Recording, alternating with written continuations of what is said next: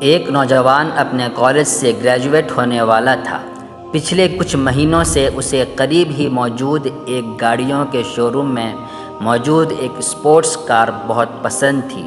چونکہ اس کے والد صاحب وہ کار لے کر اسے دے سکتے تھے، تو اس نے اپنے والد صاحب کو کہہ رکھا تھا کہ اسے گریجویشن کے تحفے میں وہی کار چاہیے۔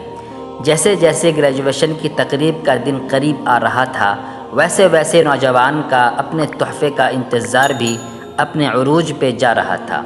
بالآخر تقریب کے دن کی صبح کو اس کے والد صاحب نے اس کو اپنے لائبریری میں بلایا۔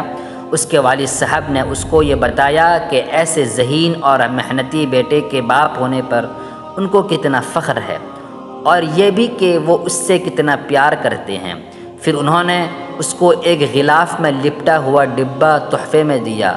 کچھ مایوسی اور کچھ تجسس کے ساتھ بیٹے نے وہ تحفہ کھولا تو اس میں ایک نہایت خوبصورت چمڑے کے دستے والا قرآن شریف موجود تھا۔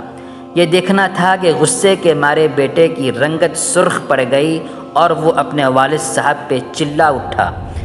اپنی اتنی ساری دولت ہونے کے باوجود آپ نے مجھے صرف یہ قرآن تحفے میں دیا؟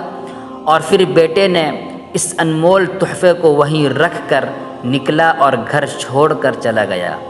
بہت سال گزر گئے، وہ پلٹ کر اپنے والد صاحب کے گھر نہیں گیا۔ اب وہ ایک کامیاب بزنس مین بن چکا تھا اور اس کے پاس نہایت خوبصورت بنگلہ اور بہت اچھی بیوی بھی تھی۔ اب اسے کبھی کبھی اپنے والد صاحب کی یاد بھی ستاتی تھی کہ وہ بہت بوڑھے ہو چکے ہوں گے اور شاید انہیں میری ضرورت بھی ہوگی، اور وہ یہ سوچا کہ اسے اپنے والد صاحب سے ملنے جانا چاہیے۔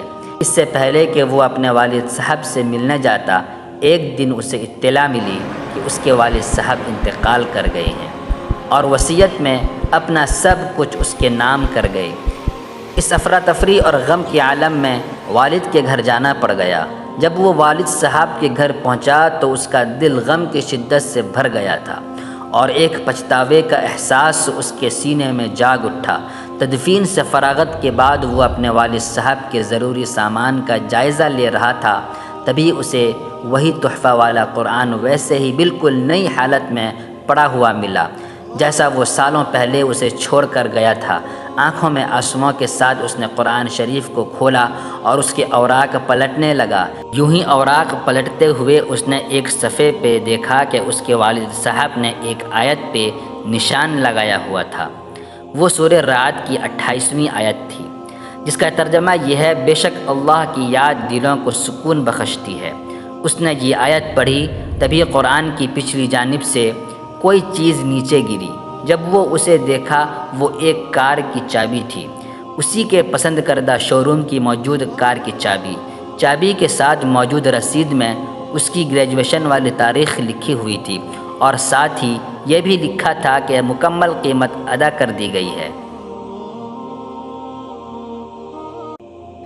زندگی میں کتنی ہی دفعہ ایسا ہوتا ہے کہ ہم اللہ عز و جل کی عطا کردہ ان گنت نعمتوں کو صرف اس وجہ سے ٹھکرا دیتے ہیں کیونکہ وہ ہماری توقعات کے مطابق نہیں ہوتی، اور بعض دفعہ جلد بازی میں غلط فیصلہ کر دیتے ہیں جس کا دکھ اور نقصان پوری زندگی ہمیں اٹھانا پڑتا ہے۔ اللہ تعالی ہمیں صحیح سمجھ عطا فرمائے۔